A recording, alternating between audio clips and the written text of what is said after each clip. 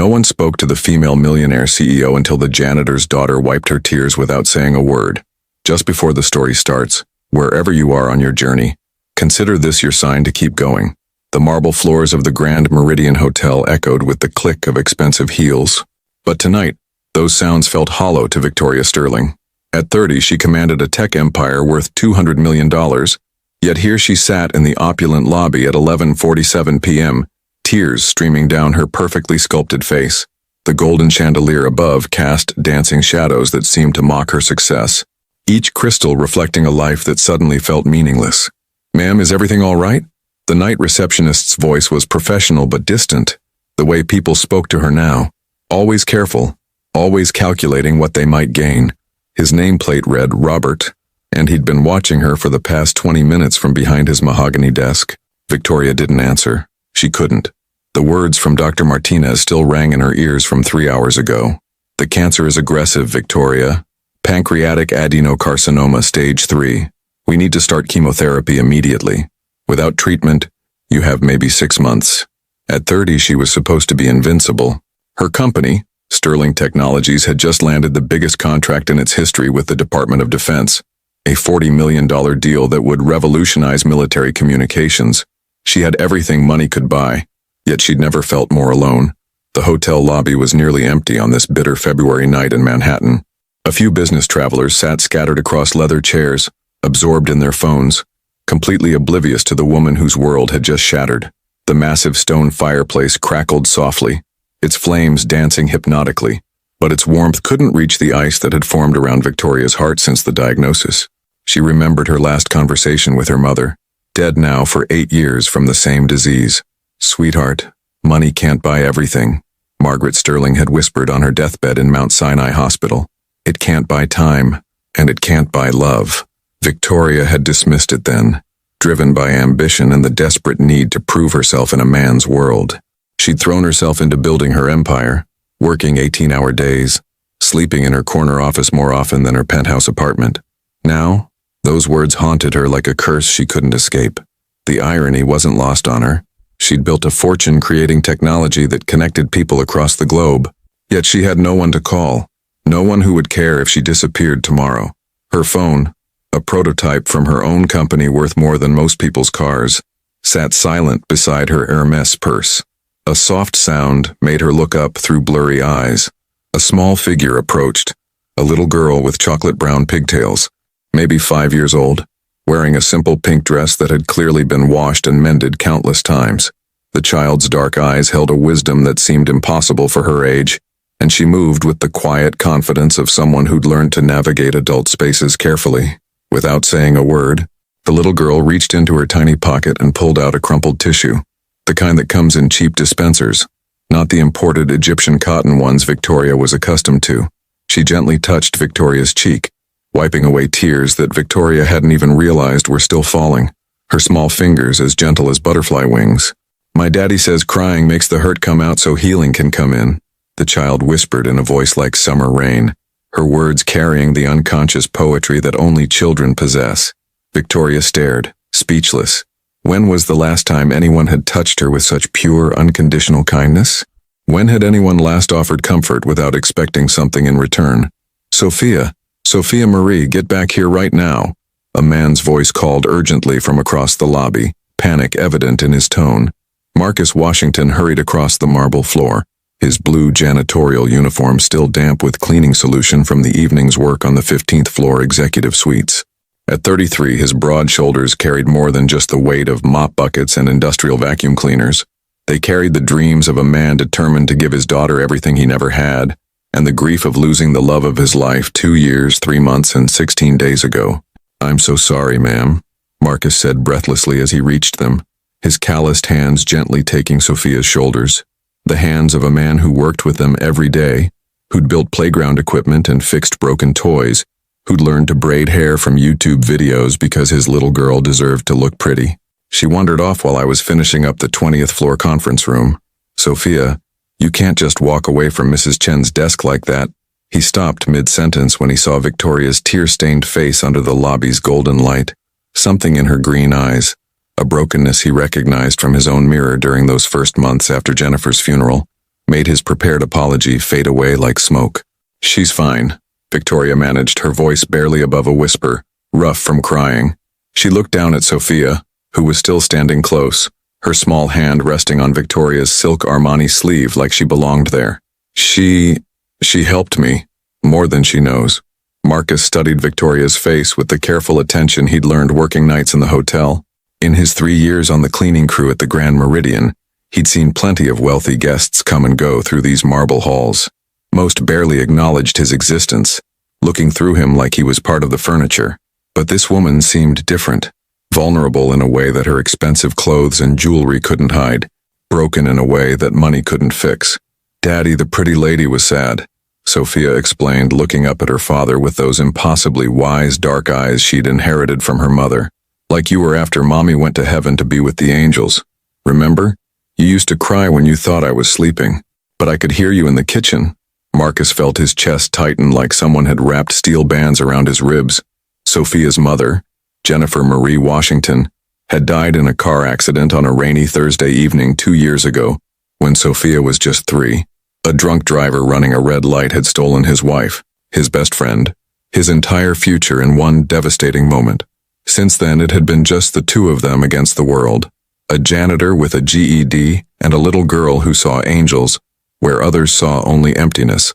He worked the night shift at the hotel from 10 p.m. to 6 a.m., then picked up landscaping jobs during the day whenever he could find them, all to afford their tiny one-bedroom apartment in Queens where Sophia slept on a daybed in the living room and dreamed of becoming a teacher like her mommy had been. "Sometimes grown-ups get sad too, baby girl," Marcus said softly, kneeling to Sophia's level while keeping his eyes respectfully averted from Victoria. He'd learned long ago that people like her, people in $1,000 suits who lived in penthouses, existed in a different universe than people like him. Even when they're all grown up, they still get hurt inside. But Victoria surprised him by speaking directly to his daughter, her voice gentler than he'd expected. "What's your name, sweetheart?" "Sophia Marie Washington," the little girl announced proudly, standing straighter. "I'm 5 3/4 years old. Daddy says I'm going to be really smart like Mommy was. She was a teacher before she went to heaven." Victoria felt something crack deep in her chest. Not the cancer eating away at her pancreas, but something deeper, more fundamental.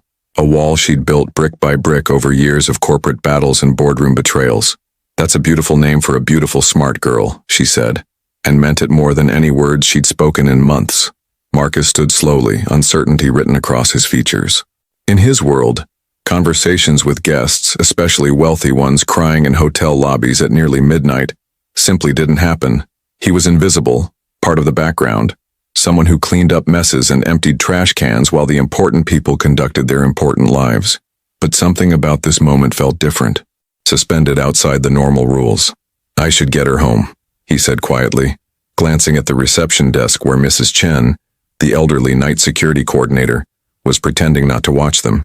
"Mrs. Chen keeps an eye on her during my shift, but it's way past Sophia's bedtime. She has preschool tomorrow morning at 9. "Wait," Victoria said suddenly, the word escaping before she could stop it. Both Marcus and Sophia turned back to her and she felt exposed under their gentle attention. Thank you, both of you. I haven't had anyone show me kindness like this in years." Marcus nodded awkwardly, still unsure of the protocol. In his experience, wealthy people didn't thank janitors for anything, let alone for something their children had done. "Come on, Soph. Say goodbye to the nice lady, and then we need to catch the 12:15 subway before the next one isn't until 1 a.m. But Sophia had other plans entirely. She stepped closer to Victoria, tilted her head with the serious expression children wear when they're about to say something they believe is very important, and asked, "Are you sick? You look like Daddy did when he had the big hurt inside after Mommy died. The kind of hurt that lives in your body and makes you cry even when nothing bad is happening right that minute." Victoria's breath caught in her throat like a physical thing. How could this 5-year-old child see what teams of board members, business associates, and supposed friends had missed entirely? How could someone so young recognize the particular grief of facing mortality? "Sophia," Marcus said quickly, embarrassment coloring his voice as he placed a protective hand on his daughter's shoulder. "We don't ask personal questions like that. It's not polite to—" "It's okay," Victoria interrupted, surprising them both with the firmness in her voice. She looked directly into Sophia's trusting dark eyes, seeing something pure and honest that she'd forgotten existed in the world. Yes, sweetheart. I am sick. Very sick. Did you tell the doctors about it? Sophia asked with the matter-of-fact concern of a child who'd spent too much time around hospitals and medical conversations. Doctors are good at fixing people when they're broken.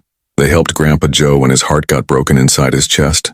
Marcus's throat tightened as memories flooded back. Joe Washington, his father and the only parent he'd ever really known, had suffered a massive heart attack 6 months ago while working his second job as a security guard at a warehouse in Brooklyn. The medical bills had nearly destroyed Marcus financially, eating up the small savings he'd managed to accumulate over years of careful budgeting and sacrifice. He was still paying them off $20 here, $50 there, whenever he could manage it without letting Sophia go without something she needed. Victoria watched the silent exchange between father and daughter, seeing layers of struggle and love and determination that her world of corporate maneuvering had never prepared her to understand. The doctors are going to try to help me, Victoria said carefully, choosing her words for Sophia's young ears while her mind raced with the brutal reality Dr. Martinez had laid out. Chemotherapy starting Monday, surgery if she was lucky, months of treatment that might buy her time but couldn't promise her life. But sometimes being sick is very complicated, even for doctors. Sophia nodded sagely, as if this made perfect sense to her. That's okay. Sometimes it takes a long time to fix things that are really broken. Like when I broke Daddy's favorite mug, the one with Mommy's picture on it. We couldn't fix it with glue, but Daddy found someone special who could put it back together so you could barely see the cracks. Marcus felt his heart squeeze. That mug, a Father's Day gift from Jennifer 3 years ago, had been his most treasured possession. When Sophia accidentally knocked it off the kitchen counter last month, she'd cried for hours, convinced she'd destroyed something irreplaceable. He'd spent 2 weeks and $60 he couldn't really afford to have it professionally restored by an artist in Greenwich Village, because some things were worth more than money. Your daddy sounds like a very smart man, Victoria said, glancing up at Marcus with something that might have been respect. It was a foreign expression on the face of someone from her world, and it made him stand a little straighter. He is, Sophia confirmed. He knows how to fix lots of things. He fixed my bike when the chain came off, and he learned how to make French braids from the computer, so my hair would look pretty like the other girls at school. And he makes the best grilled cheese sandwiches in the whole world, even though we only have the regular cheese, not the fancy kind. Victoria found herself smiling, actually smiling, for the first time since sitting in Dr. Martinez's sterile office. French braids are very difficult. I never learned how to do them. Daddy could teach you, Sophia offered with the generous innocence of childhood. He's really good at teaching things. He taught me how to ride my bike and how to tie my shoes and how to read some words before I even started school. The idea of Marcus Washington, this janitor with calloused hands and a kind face, teaching her anything seemed absurd. Victoria Sterling learned from Harvard professors and Fortune 500 CEOs and international consultants who charged $1,000 an hour for their expertise. But something about Sophia's simple faith in her father's abilities touched a place in Victoria's heart she'd forgotten existed. That's very sweet of you to offer, Victoria said gently. She looked at Marcus, really looked at him for the first time. He was younger than she'd initially thought, probably around her own age, with intelligent brown eyes and the kind of steady presence that came from carrying real responsibility. You've raised an incredible daughter. Marcus felt heat rise in his cheeks. Compliments about his parenting were rare and precious. Usually he only heard criticism from other parents at Sophia's school who looked down on his work uniform and single-parent status. She's the best thing I've ever done, he said simply, his voice thick with emotion. Jennifer would be so proud of the little person she's becoming. Tell me about Jennifer, Victoria found herself saying, then immediately regretted it. She had no right to ask such personal questions, no business inserting herself into their private grief. But Marcus didn't seem offended. Maybe it was the late hour, or the strange intimacy of the empty lobby, or the way Sophia had broken down the normal barriers with her innocent kindness. But he found himself answering. She was a second-grade teacher at PS 163 in Queens, he said, his voice taking on the soft quality people use when talking about the dead. She could make any kid love reading, even the ones who thought they hated school. She used to say that every child was just a story waiting to be told. They just needed someone to help them find their voice. Victoria listened with an attention she hadn't given to anyone's personal story in years. Watching Marcus's face transform as he spoke about his late wife, The harsh fluorescent lighting of the lobby seemed to soften around them, creating an intimate bubble in the vast marble space. Jennifer grew up in foster care, Marcus continued, Sophia leaning against his leg as she listened to the familiar story. She bounced between 12 different homes before she aged out at 18, never got adopted, never had a real family until, he paused, swallowing hard, until she made one with me and Sophia. She used to say that family isn't about blood or money or having the perfect house. It's about showing up for each other, especially when things get difficult. The words hit Victoria like a physical blow. Jennifer Washington, a woman who'd had nothing, had understood something fundamental that Victoria, with all her wealth and success, had never grasped. She'd spent her adult life believing that achievement was everything, that building an empire was the same as building a life. But sitting here at midnight, facing her own mortality, she realized how empty her victories felt. She sounds like she was a wonderful person, Victoria said quietly, surprised by the genuine emotion in her own voice. Sophia is lucky to have had her as a mother, even if it wasn't for long enough. She still has her, Sophia said with the matter-of-fact certainty that children bring to discussions of death and love. Mommy's not gone. She's just in a different place. She talks to me sometimes when I'm dreaming, and she tells me to take care of Daddy because he gets sad and forgets to eat sometimes. Marcus's hand found Sophia's head, stroking her soft curls with infinite tenderness. That's right, baby girl. Mommy's always with us, especially when we're helping other people the way she used to help her students. Victoria felt tears threatening again, but these were different from the ones she'd been crying earlier. Less about fear and self-pity, more about recognition of something beautiful she'd been missing her entire adult life. How do you do it? She asked Marcus suddenly. How do you stay so positive after losing someone you loved so much? Marcus considered the question seriously. It wasn't one he got asked often. Most people assumed that single fathers, especially poor ones, were either heroes or failures with no complex emotions in between. I don't think it's about staying positive, he said slowly. It's about choosing what to focus on. I can spend my energy being angry about what I lost, or I can spend it making sure Sophia grows up knowing she's loved and that her mother's life meant something. Some days are harder than others, but he looked down at his daughter. She keeps me anchored to what matters. What matters? Victoria asked, though she wasn't sure she was ready for the answer. Being present, showing up, making sure the people you love know they're loved while you still have time to tell them. Marcus paused, then added with quiet intensity, Jennifer used to say that the only wealth that really counts is the wealth of connections you build with other people. Everything else is just stuff you leave behind. The words settled into the silence between them, like stones dropped into still water, creating ripples that seemed to expand infinitely. Victoria thought about her penthouse apartment, filled with expensive art that she'd bought as investments rather than for joy. She thought about her closet full of designer clothes that she wore to impress people she didn't particularly like. She thought about her bank accounts and stock portfolios and the empire she'd built, and realized that none of it would matter in 6 months if Dr. Martinez was right. I don't think I've ever really learned how to connect with people, Victoria admitted, the confession feeling dangerous and necessary. I've spent so long trying to be successful that I forgot how to be human. Sophia stepped closer and took Victoria's manicured hand in her small, warm one. That's okay. Learning new things is fun. Daddy says it's never too late to learn something important.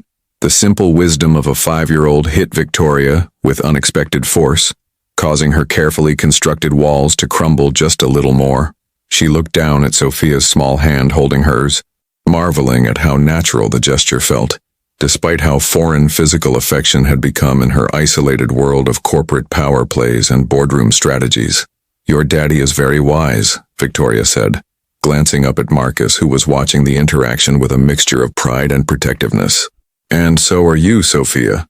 Wiser than a lot of adults I know. Marcus checked his watch, a simple Timex that had been his father's, worn and reliable like the man who'd raised him. It's almost 12:30, he said reluctantly. We really do need to catch that subway, sweetheart. You have school tomorrow, and Mrs. Patterson doesn't like it when kids are sleepy in class. But as Sophia started to step away, Victoria felt a panic she hadn't experienced since childhood, the fear of being left alone again, in a world that suddenly seemed too big and too cold. Wait, she said again, more urgently this time.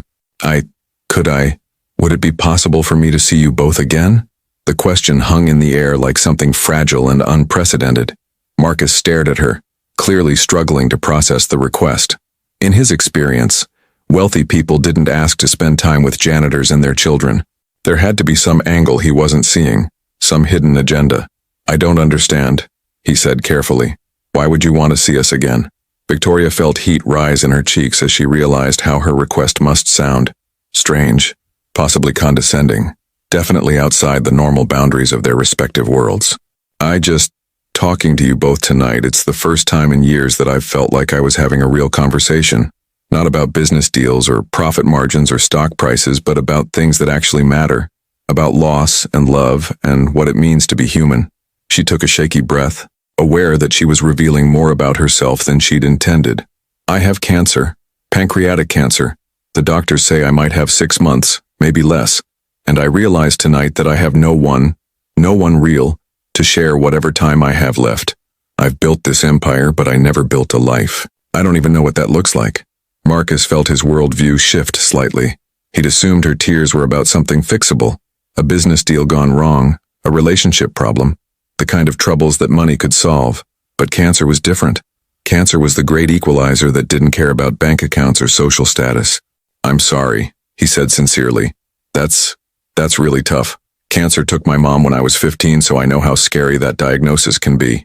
The thing is," Victoria continued, emboldened by his understanding, "tonight with Sophia wiping my tears and you both just being so genuine and kind, I remembered what it felt like to be around people who see you as a person, instead of a business opportunity.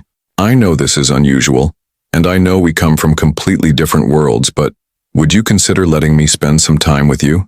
Maybe I could learn from you what Jennifer meant about real wealth being the connections we build." Sophia looked up at her father with hopeful eyes. "Can we, Daddy?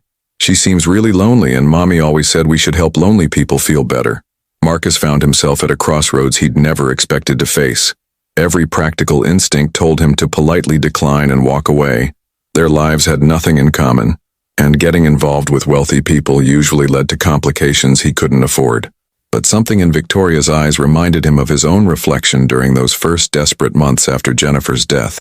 Lost, afraid, and desperately needing human connection. "I guess we could meet for coffee sometime," he said slowly. "There's a diner near Sophia's school where we go on Saturday mornings. Nothing fancy, but they make good pancakes." Victoria felt something loosen in her chest. Relief, gratitude, and the first flutter of hope she'd experienced since Dr. Martinez's devastating words, "I would love that, more than you know." As they exchanged contact information, Sophia squeezed Victoria's hand one more time. "Don't worry," she whispered. "Things that seem really broken can get better. Sometimes they get better in ways you never expected." Marcus scooped up his daughter, and as they walked toward the hotel's exit, Victoria realized that for the first time in years, she was looking forward to tomorrow. Saturday morning arrived with the kind of crisp March air that promised spring was fighting its way through winter's last stand. Victoria Sterling sat in her black Tesla outside Murphy's Diner on Northern Boulevard in Queens, staring at the modest establishment through her tinted windows. The contrast between this world and her usual Saturday brunches at the plaza couldn't have been starker. Cracked sidewalks instead of marble steps, hand-painted signs instead of gold lettering, working families instead of Manhattan's elite. She'd spent 3 sleepless nights since their encounter at the hotel, replaying every word of their conversation, while chemotherapy brochures sat unopened on her kitchen counter. Dr. Martinez had called twice. His secretary had called 4 times, and her business partner David Chen had left increasingly frantic voicemails about the board meeting she'd missed on Thursday. But for the first time in her adult life, Victoria found herself caring more about a coffee date with a janitor and his 5-year-old daughter than about quarterly projections and market dominance. Through the diner's steamed windows, she could see Marcus and Sophia already seated in a corner booth, Sophia's legs swinging freely as she colored in what appeared to be a children's menu. Marcus was reading a newspaper, an actual paper newspaper, while occasionally glancing up to answer whatever questions his daughter was asking. The scene was so perfectly ordinary, so beautifully mundane that Victoria felt like an anthropologist observing a foreign culture. Her phone buzzed insistently. David Chen's name flashed on the screen for the 7th time that morning. She declined the call and turned off the phone entirely, a gesture that would have been unthinkable just a week ago. Victoria Sterling was always available, always connected, always ready to make the decision that would move Sterling Technologies forward. But sitting outside this diner, she realized that Empire felt as distant as the moon. Taking a deep breath that did nothing to calm her racing heart, Victoria stepped out of her car and walked toward the diner's entrance. She'd chosen her outfit carefully. Dark jeans that cost more than Marcus probably made in a week, but jeans nonetheless, paired with a simple cashmere sweater and boots that were expensive but understated. She wanted to fit in, though she suspected that goal was impossible regardless of what she wore. The bell above the door chimed as she entered, and the warm smell of bacon grease and coffee enveloped her like a hug. The interior was exactly what she'd expected. Vinyl booths with small tiers repaired with duct tape, formica tables with coffee ring stains, and walls covered with faded photographs of local high school sports teams and community events. It was the kind of place where everyone knew everyone, where regulars had their own coffee mugs, where the waitresses called customers honey, and meant it. Sophia spotted her first and waved enthusiastically, nearly knocking over her orange juice in her excitement. Victoria, Victoria, you came. Daddy, she really came. Marcus looked up from his newspaper and Victoria caught something in his expression. Relief, maybe, or surprise that she'd actually shown up. He stood as she approached their table, a gesture of politeness that seemed as natural to him as breathing. I wasn't sure you'd come, he said honestly, gesturing for her to sit across from them. When I gave you the address, I thought maybe you'd change your mind when you saw the neighborhood. Why would I change my mind? Victoria asked, sliding into the booth and immediately noticing how the worn vinyl felt different from the leather seats she was accustomed to. You invited me for coffee and pancakes. This looks like exactly the right place for coffee and pancakes. Sophia beamed at her response. Daddy makes the best pancakes at home, but these ones are really good too. And they have whipped cream that comes in a can, like a science experiment. A waitress appeared at their table, a woman in her 50s with kind eyes and comfortable shoes, wearing a name tag that read Dolores. She poured coffee into Victoria's cup without being asked. The gesture so automatic it was clearly second nature. What can I get you, honey? Dolores asked Victoria, her voice carrying the warm efficiency of someone who'd been serving coffee and comfort for decades. Victoria glanced at the laminated menu, overwhelmed by options she'd never encountered in her usual restaurants. No truffle oil, no organic free-range anything, no foam art or single-origin beans, just eggs and pancakes and simple food prepared with care. I'll have what they're having, Victoria said, nodding toward Marcus and Sophia. Pancakes, scrambled eggs, and turkey bacon coming right up, Dolores confirmed, refilling Marcus's coffee without him having to ask. Sophia, you want your usual extra whipped cream on those pancakes? Yes, please, Sophia giggled. And can Victoria have extra whipped cream too? It makes everything taste like birthday cake. As Dolores walked away with their order, Victoria found herself studying the dynamic between Marcus and his daughter, with growing fascination. There was an ease between them, a natural rhythm of conversation and affection that spoke of time spent together, of attention paid and love freely given. Sophia chattered about her coloring page, a castle where a brave princess saved herself, while Marcus listened with the kind of focused attention that Victoria had rarely received even in the most important business meetings. Tell me about your week, Marcus said to Victoria, and she realized it was the first time anyone had asked her that question in months without wanting something specific in return. Victoria hesitated, unsure how to answer. Should she mention the panic attacks that had started Tuesday night? The way she'd stood in her empty penthouse at 3 a.m., wondering what the point of all her success had been. The fact that she'd written and deleted a dozen emails to Dr. Martinez, unable to bring herself to schedule the chemotherapy that might save her life. It's been complicated, she said finally. Marcus studied Victoria's face across the table, noting the careful way she chose her words and the shadows under her eyes that expensive concealer couldn't quite hide. He recognized the look of someone carrying a burden too heavy to share easily. He'd worn that expression himself for months after Jennifer's death, when well-meaning people asked how he was doing, and he had to decide between honesty and politeness. Complicated how? He asked gently, stirring sugar into his coffee while Sophia continued working on her coloring page, completely absorbed in selecting the perfect shade of purple for the princess's dress. Victoria found herself caught off guard by the directness of the question. In her world, complicated was usually code for don't ask, a polite way of deflecting curiosity without causing offense. But Marcus's question felt different. Not invasive, but genuinely interested, as if he actually wanted to understand her answer. "I keep thinking about what you said the other night," she began slowly, wrapping her hands around her coffee mug for warmth, "about choosing what to focus on, about the wealth of connections versus the wealth of things. I've been trying to figure out how someone goes about changing their entire life when they're 30 years old and have no idea where to start." Sophia looked up from her coloring. "Daddy changed his whole life after Mommy died. He used to work in an office with a tie and everything, but then he decided to do different work so he could be home with me more. Change is scary, but sometimes it's good." Victoria stared at the little girl, then at Marcus. "You worked in an office?" Marcus felt heat rise in his cheeks. He'd hoped that detail wouldn't come up, at least not so early in their friendship. "I had a job in accounting at a mid-size firm in Manhattan. Nothing glamorous, but it paid well and had good benefits. After Jennifer died, though, I realized that working 60-hour weeks meant missing too much of Sophia's life. The office job would have given her financial security, but it wouldn't have given her a father who was actually present. The admission hung between them like a bridge Victoria wasn't sure how to cross. She'd assumed Marcus had always been a janitor, that his current circumstances reflected his education and ambitions, rather than a conscious choice to prioritize family over financial advancement. The revelation forced her to reconsider everything she thought she understood about success and sacrifice. "So you gave up a career to take care of Sophia?" Victoria asked, trying to process this information against everything she'd believed about professional achievement. "I gave up a job to be a father," Marcus corrected gently. "The career was Jennifer's dream for me, not mine. She thought I should aim higher, push for promotions, build something impressive, but after she died, I realized that the only thing I really wanted to build was a good life for our daughter. The janitorial work pays enough for our needs, and it means I can walk Sophia to school every morning and be home when she gets back." Dolores arrived with their food, setting down plates of pancakes that were perfectly golden and stacked high with butter melting down the sides. Sophia's eyes lit up as the waitress added a generous dollop of whipped cream to her stack, creating a small mountain of sweetness that made her clap her hands in delight. "This looks amazing," Victoria said, and meant it.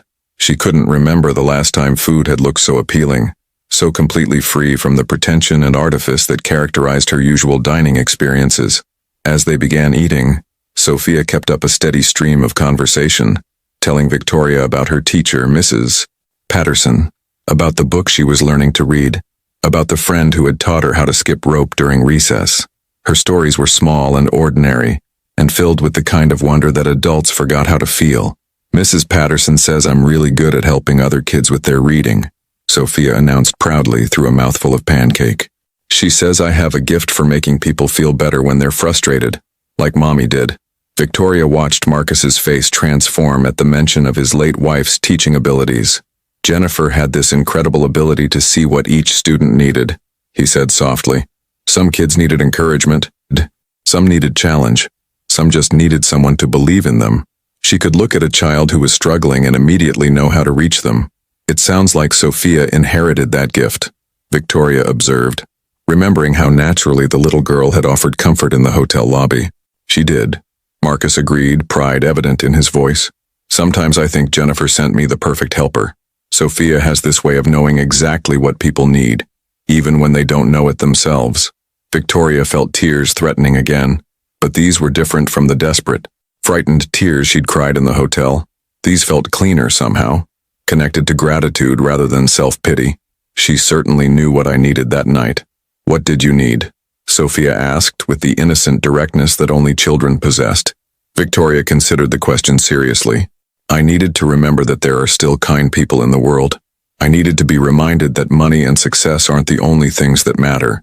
And I needed—" She paused, surprised by what she was about to admit. "I needed to not feel so alone." Sophia reached across the table and patted Victoria's hand with syrup-sticky fingers. "You're not alone now. You have us." The simple declaration hit Victoria with unexpected force. She looked at this little girl with her gap-toothed smile and her absolute certainty that friendship could be declared as easily as ordering pancakes, and felt something fundamental shift in her chest. "Yes," Victoria said quietly, covering Sophia's small hand with her own. "I guess I do." 2 weeks later, Victoria found herself in a place she never could have imagined, sitting on a park bench in Flushing Meadows, watching Sophia navigate the playground equipment with the fearless confidence of childhood. while Marcus stood nearby, ever vigilant but allowing his daughter the freedom to explore and climb and occasionally fall down and get back up again. The chemotherapy had started the previous Monday, and Victoria was discovering that the physical effects were even worse than Dr. Martinez had warned. The nausea came in waves that left her dizzy and disoriented. The fatigue was like carrying invisible weights attached to every limb, and her immune system was so compromised that she'd taken to wearing a surgical mask in public places. But somehow, spending time with Marcus and Sophia made the side effects feel bearable, gave her something to look forward to that had nothing to do with blood counts or tumor markers. "How are you really feeling?" Marcus asked, settling onto the bench beside her with 2 cups of coffee from the cart near the playground entrance. He'd learned to read the subtle signs of her discomfort. The way she pressed her lips together when nausea hit, the careful way she moved when her energy was low, the forced brightness in her voice when she was trying to pretend everything was fine. Victoria accepted the coffee gratefully, wrapping her fingers around the warm cup. "Like someone replaced my blood with sand and my bones with lead," she said honestly. "But also, lighter somehow? Does that make sense?" Marcus nodded. "Grief can feel like that too. Everything is heavier and lighter at the same time. Heavier because you're carrying something difficult. Lighter because you're not pretending anymore that everything is fine." The observation was so accurate that Victoria felt tears prick at her eyes. Over the past 2 weeks, she'd found herself telling Marcus and Sophia things she'd never shared with anyone, about the loneliness of her childhood as the daughter of workaholic parents, about the fear that drove her relentless pursuit of success, about the emptiness she'd discovered at the center of everything she'd built. With them, pretending felt impossible and unnecessary. "I told my business partner about the cancer yesterday," Victoria said quietly, watching Sophia hang upside down from the monkey bars with complete trust that her body would hold her safely. "David Chen. We've worked together for 8 years, built the company from nothing. I thought he was my closest friend." Marcus waited, sensing there was more to the story. "He wanted to know how long I could keep working before the treatments made me unreliable," Victoria continued, her voice bitter with disappointment. "His first concern wasn't my health or my fear or how he could support me. It was about minimizing the impact on our Q2 projections." "I'm sorry," Marcus said simply. "That must have hurt." It did, but it also clarified something important. I spent years building what I thought were relationships, but they were really just professional arrangements. Mutual benefit disguised as friendship. David cares about me as long as I'm useful to Sterling Technologies. The moment I become a liability, she shrugged, the gesture conveying years of disillusionment. Sophia appeared in front of them suddenly, breathing hard from her playground adventures, her cheeks flushed pink with exertion and joy. "Victoria, did you see me on the big slide? I went down backwards and didn't get scared even once." "I saw you," Victoria said, smiling despite the heaviness of their conversation. "You were incredibly brave. I don't think I would have been that brave when I was your age."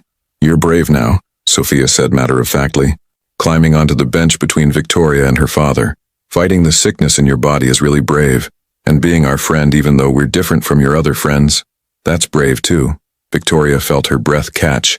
Out of the mouths of babes, she thought, marveling at how this child could cut straight to the heart of things that adults spent years learning to understand.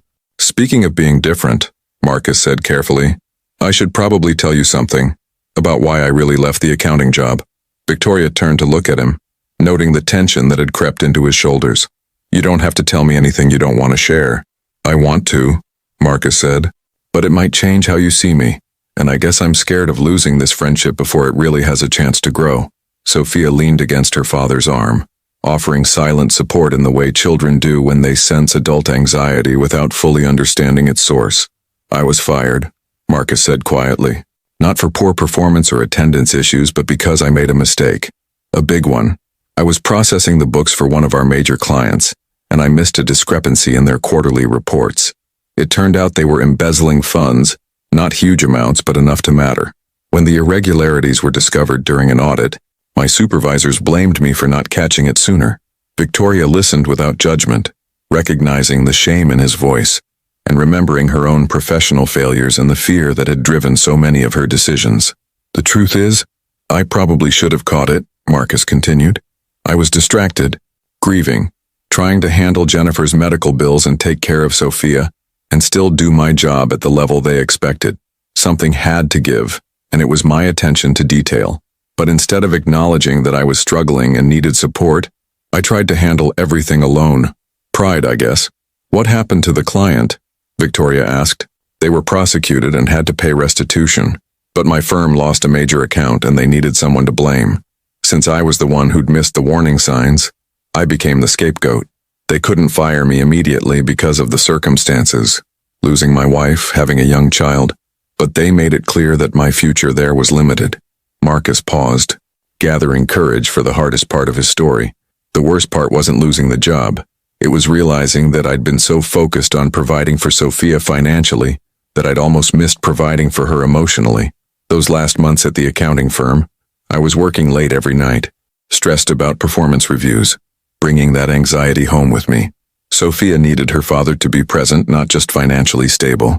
Victoria found herself thinking about her own relationship with work, about the nights she'd slept in her office, and the weekends she'd spent reviewing contracts instead of, what? She'd never had anyone who needed her presence the way Sophia needed Marcus. So you chose her over the career, Victoria said. I chose us over everything else, Marcus corrected, and it was the best decision I ever made. April arrived with the kind of surprising warmth that made New Yorkers shed their winter coats and remember why they loved their city despite everything else. Victoria sat in the passenger seat of Marcus's aging Honda Civic, watching the familiar landmarks of Manhattan give way to the suburban neighborhoods of Long Island. They were driving to visit Marcus's father, Joe Washington, and Victoria had been nervous about the meeting for days. The chemotherapy was taking its toll more aggressively now. Victoria had lost 15 pounds and most of her hair, which she'd covered with an expensive silk scarf that Sophia had declared prettier than a princess crown. Her energy came in unpredictable waves, and some days she could barely manage to get dressed, let alone maintain the facade of running Sterling Technologies. She'd finally taken a medical leave of absence, turning daily operations over to David Chen with a mixture of relief and terror. Tell me about your father again, Victoria said, adjusting the air conditioning vent away from her face.